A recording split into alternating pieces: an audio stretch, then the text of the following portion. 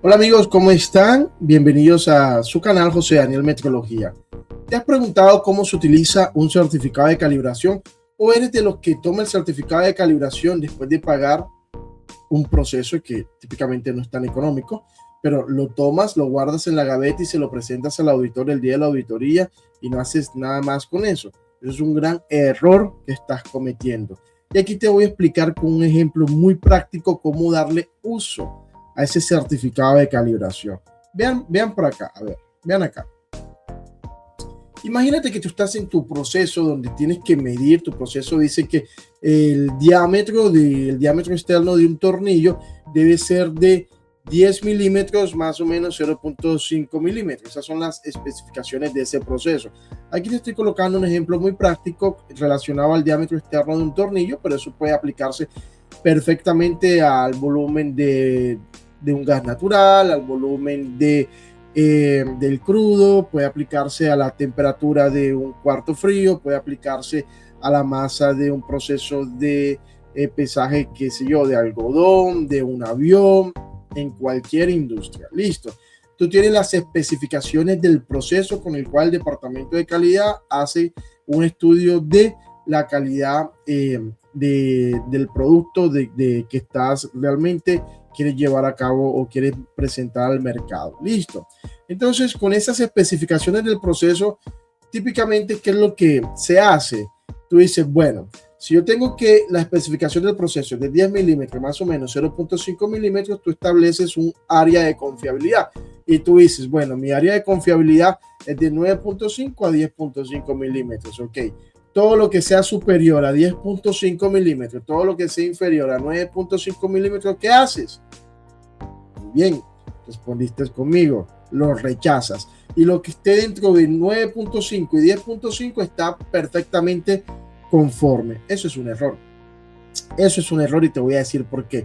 Porque el proceso de medición, ya lo hemos explicado en otros videos, el proceso de medición implica necesariamente dos cosas muy importantes, dos aspectos muy importantes, dos agentes metrológicos muy importantes. Número uno, el operador. Número dos, el instrumento de medición. Y ese instrumento de medición debió ser calibrado con un patrón de referencia, etcétera, etcétera.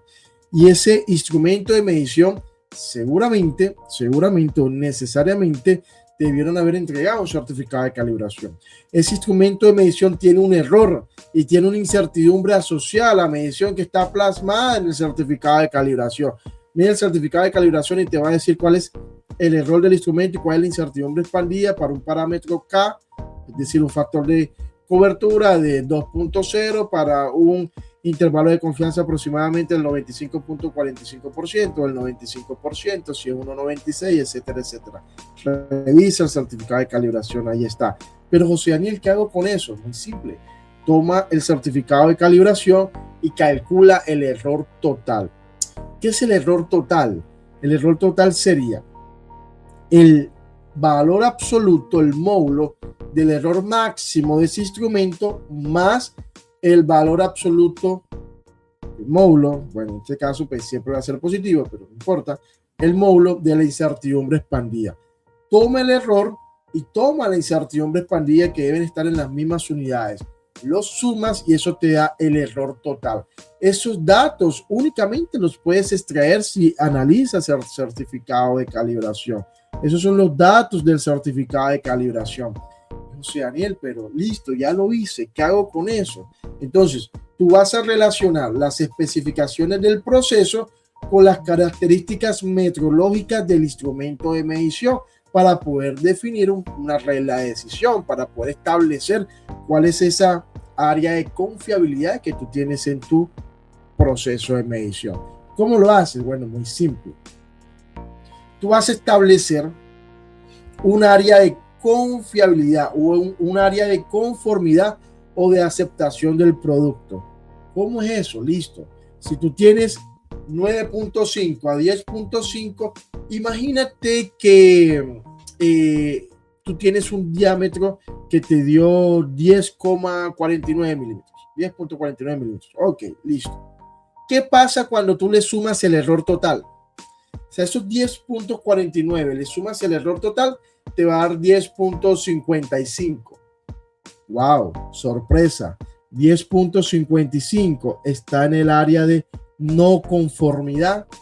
Está en el área de no conformidad, superó la tolerancia. Porque resulta que ese error total tú tienes que sumárselo y restárselo a tu instrumento, claramente, para ver exactamente cuál es ese intervalo de confianza donde está el valor verdadero de tu medición. Entonces, cuando tú tienes el error total y se lo sumas a ese 1049, existe una probabilidad que esa medición o ese producto esté por fuera de las especificaciones. Ahora, imagínate que tú tienes, ¿cuánto te dio el valor del diámetro externo, el resultado de la medición? No, me dio 9,51. Dice, no, listo, perfecto, porque si está entre 9,50 y 10,50, excelente. Error. Porque ese 9,51, cuando le sumas el error total, que es 0.06, te da 9,57. Perfecto.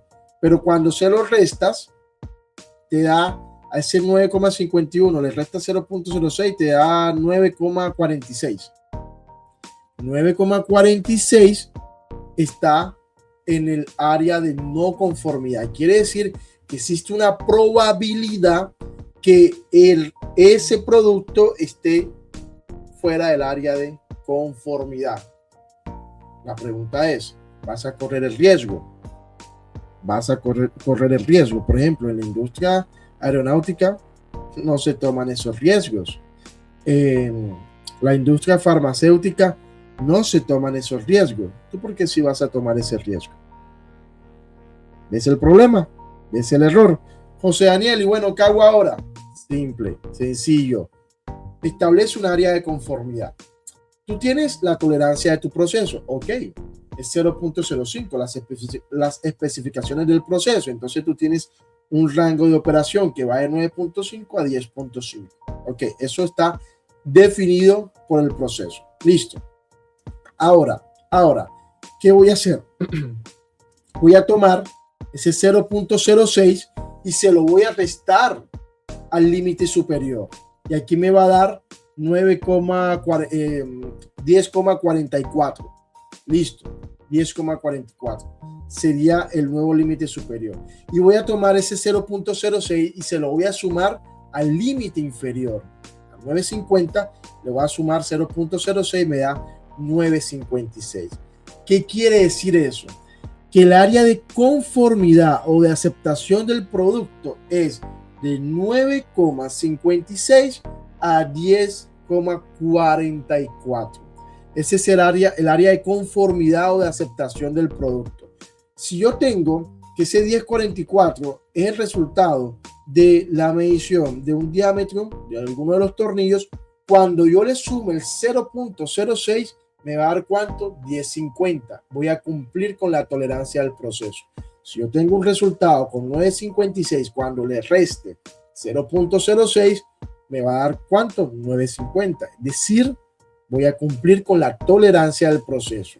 En otras palabras, el error total que tú lo encuentras sumando el error del instrumento y la incertidumbre de medición te va a ayudar a definir un área de confiabilidad de tu proceso de medición, un área donde tú tienes absoluta certeza que cuando le sumes o le restas el error total, vas a estar siempre cumpliendo la tolerancia de tu proceso. Lo que esté en este ejemplo entre 10,44 y 10,50, entre 9,50 y 9,56, es un área de duda. Es un área de duda. Es decir, es posible que ese producto se encuentre en la zona de conformidad. ¿Cómo es posible que no? La pregunta es, ¿vas a correr el riesgo? En calidad no se toman riesgos. No se toma riesgo y aún sabiendo que el proceso es crítico. Listo. Entonces, no te olvides de poder utilizar tu certificado de calibración, el error del instrumento y la incertidumbre del instrumento para calcular el error total y con eso definir el área de conformidad. Si te gustó el video, si te ayudó, déjalo en los comentarios. Si tienes alguna pregunta, déjalo en los comentarios o escríbenos a mi correo José Daniel Metrología. No, mi correo es jdmetrología@gmail.com. Gracias por ver, déjanos un like, comparte y nos vemos en el próximo video.